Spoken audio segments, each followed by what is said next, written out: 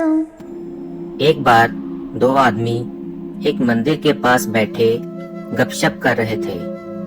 वहां अंधेरा छा रहा था और बादल मंडरा रहे थे। थोड़ी देर में वहां एक आदमी आया और वो भी उन दोनों के साथ बैठकर गपशप करने लगा। कुछ देर बाद वो आदमी बोला, उसे बहुत भूख लग रही है। उन दोनों को भी भूख लगने लगी थी। तब पहला आदमी बोला कि मेरे पास 3 रोटी हैं। तो दूसरा बोला कि मेरे पास 5 रोटी हैं। हम तीनों मिल बांटकर खा लेते हैं। उसके बाद सवाल आया कि 8 रोटी 3 आदमियों में कैसे बांट पाएंगे।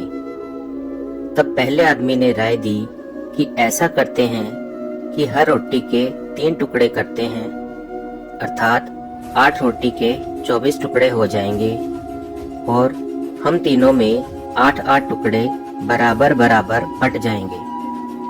तीनों को उसकी राय अच्छी लगी और 8 रोटी के 24 टुकड़े करके प्रत्येक ने 8-8 रोटी के टुकड़े खाकर भूख शांत की और फिर बारिश के कारण मंदिर के प्रांगण में ही सो गए। सुबह उठने पर तीसरे आदमी ने उनके उपकार के लिए दोनों को धन्यवाद दिया और प्रेम से 8 रोटी के टुकड़ों के बदले दोनों को उपहार स्वरूप 8 सोने की गिन्नी देकर अपने घर की ओर चला गया। उसके जाने के बाद दूसरे आदमी ने पहले आदमी से कहा कि हम दोनों 4-4 गिन्नी बांट लेते हैं। तब पहला आदमी बोला, नहीं, मेरी 3 रोटी थी और तुम्हारी 5 रोटी थी, अतः मैं 3 गिन्नी लूंगा और तुम्हें 5 गिन्नी रखनी होगी। इस पर दोनों में बहस होने लगी। इसके बाद वे दोनों समाधान के लिए मंदिर के पुजारी के पास गए और उन्हें अपनी समस्या बताई तथा समाधान के लिए प्रार्थना की। पुजारी भी असमंजस में पड़ गया क्योंकि दोनों एक दूसरे को ज्यादा देने के लिए लड़ रहे हैं। पुजारी ने कहा, तुम लोग ये 8 गिन्नियां मेरे पास छोड़ जाओ और मुझे सोचने का समय दो। मैं कल सवेरे जवाब दे पाऊंगा। पुजारी को दिल में वैसे तो दूसरे आदमी की 3-5 की बात ठीक लग रही थी, पर फिर भी वह गहराई से सोचते सोचते गहरी नींद में सो गया। कुछ देर बाद उसके सपने में भगवान प्रकट हुए तो पुजारी ने सब बातें बताईं और न्यायिक मार्गदर्शन के लिए प्रार्थना की और बताया कि मेरे ख्याल से 3-5 बंटवारा ही उचित लगता है। तब भगवान मुस्कुराकर बोले, नहीं, पहले आदमी को 1 गिन्नी मिलनी चाहिए और दूसरे आदमी को 7 गिन्नी मिलनी चाहिए। भगवान की बात सुनकर पुजारी अचंभित हो गया और अचरज से पूछा, प्रभु, ऐसा कैसे?